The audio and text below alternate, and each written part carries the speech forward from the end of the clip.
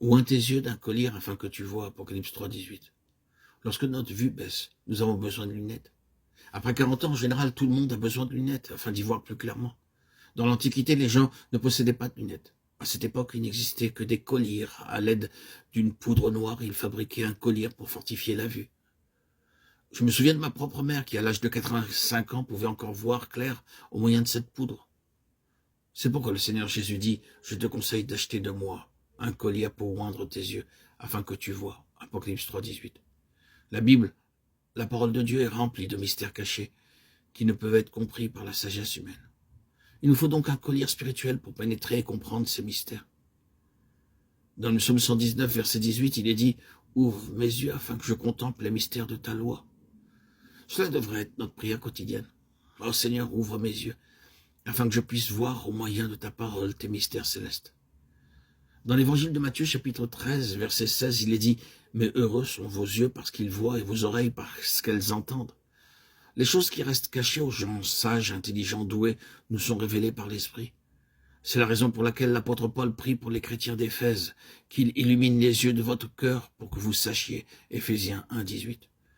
Ce n'est qu'avec les yeux éclairés de plus en plus illuminés que nous parvenons à discerner progressivement les mystères, à voir la grandeur de ce salut qui est préparé pour nous et qui nous est révélé dans la parole de Dieu.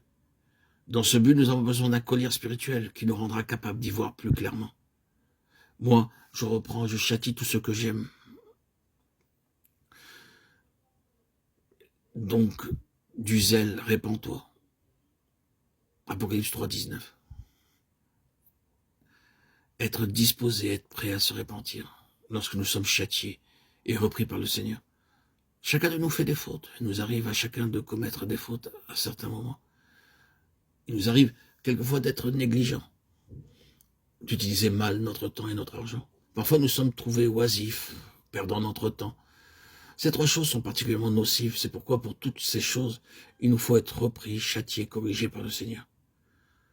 Mais lorsque nous sommes ainsi repris, nous devons nous repentir. Il nous est dit au chapitre 12 de l'Épître aux Hébreux, à partir du verset 5, « Et vous avez oublié l'exhortation qui vous est adressée comme à des fils. Mon fils, ne méprise pas le châtiment du Seigneur, ne perds pas courage lorsqu'il te reprend, car le Seigneur châtie celui qu'il aime, et il frappe de la verge tous ceux qu'il reconnaît pour ses fils. Supportez le châtiment. C'est comme des fils que Dieu vous traite, car quel est le fils qu'un père ne châtie pas? Mais si vous êtes exempt du châtiment auquel tous ont part, vous êtes donc des enfants illégitimes et non des fils. D'ailleurs, puisque nos pères, selon la chair, nous ont châtiés et nous les avons respectés, ne devons-nous pas, à bien plus forte raison, nous soumettre au Père des esprits pour avoir la vie? Nos pères nous châtiaient pour peu de jours, comme ils le trouvaient bon, mais Dieu nous châtie pour notre bien, afin que nous participions à sa sainteté. Il est vrai que tout châtiment semble d'abord un sujet de tristesse et non de joie.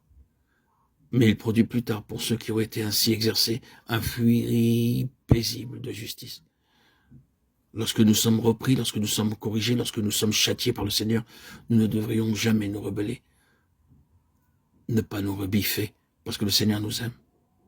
Il se voit obligé de nous corriger, de nous redresser. Alors, soyons prêts à nous repentir promptement lorsque le Seigneur nous reprendra.